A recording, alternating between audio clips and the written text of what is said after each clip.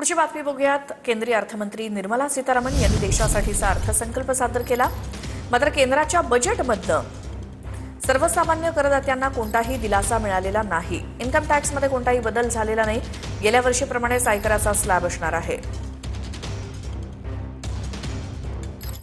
तर याच्या बजेटमधनं कोणत्या महत्त्वाच्या घोषणा करण्यात आल्या त्या देखील बघूयात। इन्कम टॅक्स मध्ये कोणताही बदल नाही। गेल्या वर्षीप्रमाणेच आयकरचा स्लॅब असणार। टॅक्स मध्ये गडबड केल्यास शिक्षा नाही तर दंड आकारला जाणार। अघोषित संपत्तीची मर्यादा आता 1 कोटींपर्यंत। नवीन इन्कम टॅक्सची अंमलबजावणी 1 एप्रिल 2026 पासून सुरू। आयटीआर रिटर्न 31 जुलैपर्यंत दाखल करू शकणार।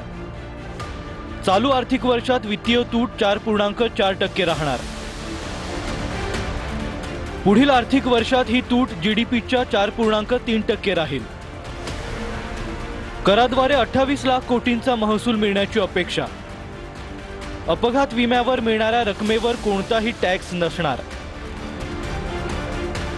काय स्वस्त काय महाग? सोलार संबंधित वस्तू स्वस्त, बॅटरी स्वस्त, शूज स्वस्त, मायक्रोवेव्ह ओव्हन स्वस्त, सीएनजी आणि बायोगॅस देखील स्वस्त होणार। तर काय स्वस्त आणि काय महाग यामध्ये दारू, भंगार आणि खनिज महाग होणार। बजेटमध्ये 7 हायस्पीड रेल्वे कॉरिडॉरची घोषणा।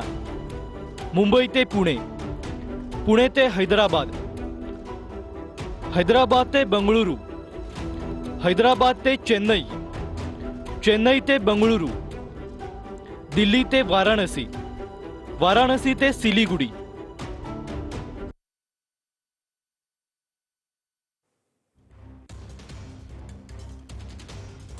तर अर्थसंकल्पातनं शिक्षण क्षेत्राला काय फायदा किंवा काय मिळणार याचे हे मुद्दे आपण बघतोय। प्रत्येक जिल्ह्यात उच्च शिक्षणासाठी मुलींची वसतिगृह उभारली जाणार आहेत। अर्थसंकल्पातनं शिक्षण क्षेत्राला काय मिळालं तर मुंबईमध्ये एबीजीसीचा कंटेंट क्रिएटिव्ह लॅब उभारली जाणार आहे।